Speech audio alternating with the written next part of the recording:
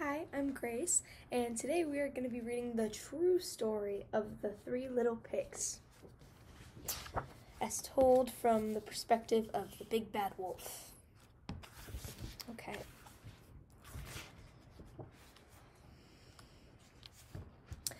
Everybody knows the story of the Three Little Pigs, or at least they think they do. But I'll let you in on a little secret. Nobody knows the real story because nobody has ever heard my side of the story. I'm the wolf, Alexander T. Wolf. You can call me Al. I don't know how this whole big bad wolf thing got started, but it's all wrong. Maybe it's because of our diet. Hey, it's not my fault wolves eat cute little animals like bunnies and sheep and pigs. That's just the way we are. If cheeseburgers were cute, folks would probably think you were big and bad too.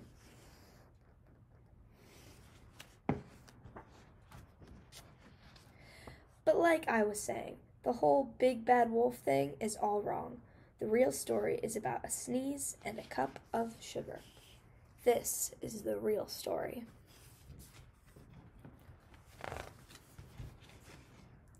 Way back in Once Upon a Time, I was making a birthday cake for my dear old granny. I had a terrible sneezing cold. I ran out of sugar.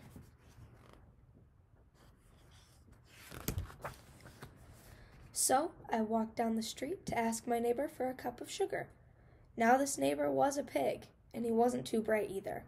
He had built his whole house out of straw. Can you believe it? I mean, who in his right mind would build a house out of straw? So, of course, the minute I knocked on the door, it fell right in. I didn't want to just walk into someone else's house, so I called, Little pig, are you in? No answer. I was just about to go home without the cup of sugar for my dear old granny's birthday cake. That's when my nose started to itch. I felt a sneeze coming on. Well, I huffed, and I snuffed, and I sneezed a great sneeze. And you know what? That whole darn straw house fell down, and right in the middle of the pile of straw, was the first little pig, dead as a doornail. He had been home the whole time. It seemed like a shame to leave a perfectly good ham dinner lying there in the straw, so I ate it up. Think of it as a big cheeseburger just lying there. I was feeling a little better, but I still didn't have my cup of sugar, so I went to my next neighbor's house. This neighbor was the first little pig's brother. He was a little smarter, but not much. He had built his house of sticks. I rang the bell on the stick house. Nobody answered. I called, Mr. Pig, are you in? He yelled back, Go away, wolf, you can't come in. I'm shaving the hairs on my chinny chin chin.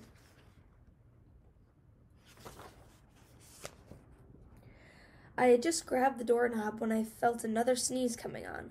I huffed, and I snuffed, and I tried to cover my mouth, but I sneezed a great sneeze. And you're not going to believe it, but this guy's house fell right down just like his brother's. When the dust cleared, there was the second little pig, dead as a doornail, wolf's honor. Now you know food will spoil if you just leave it out in the open, so I did the only thing there was to do. I had dinner again. Think of it as a second helping.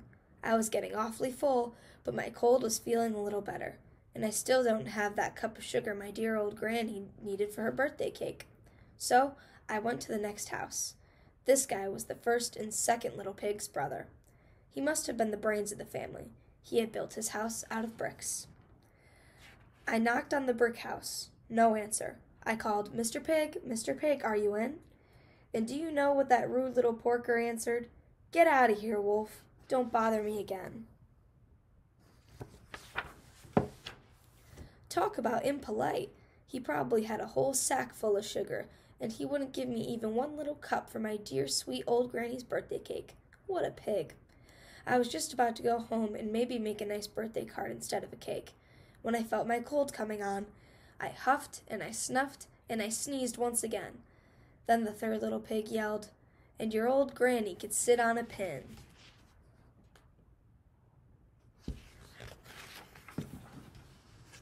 Now, I'm usually a pretty calm fellow, but when somebody talks about my granny like that, I go a little crazy. When the cops drove up, of course I was trying to break down this pig's door, and the whole time I was huffing and puffing and sneezing and making a real scene.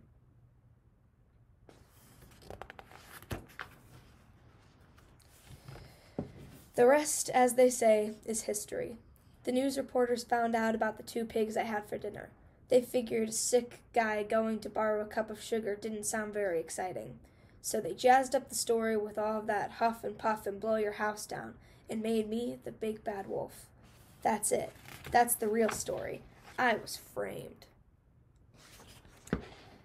But maybe you could loan me a cup of sugar.